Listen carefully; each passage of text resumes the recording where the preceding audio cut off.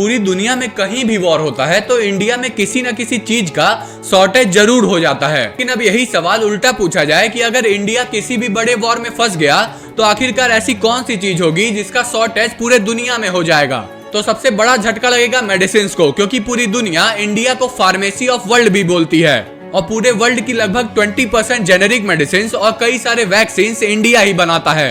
यहाँ तक कि अमेरिका और यूरोप भी कई सारे मेडिसिन के लिए इंडिया पे ही डिपेंड रहते हैं। मतलब अगर इंडिया की फार्मेसी फैक्ट्रीज रुक गई तो पूरे दुनिया में मेडिसिन की शॉर्टेज शुरू हो जाएगी। और दूसरा और सबसे बड़ा शौक आएगा फूड सप्लाई पे, क्योंकि इंडिया इस दुनिया का सबसे बड़ा राइस एक्सपोर्टर है। मतलब ग्लोबली 40% से भी ज्यादा इंडिया राइस एक्सपोर्ट करता है। और अगर इंडिया का एक्सपोर्ट रुक गया तो पूरे एशिया और अफ्रीका में जो फूड के प्राइसेस हैं वो एक्सप्लोड हो जाएंगे।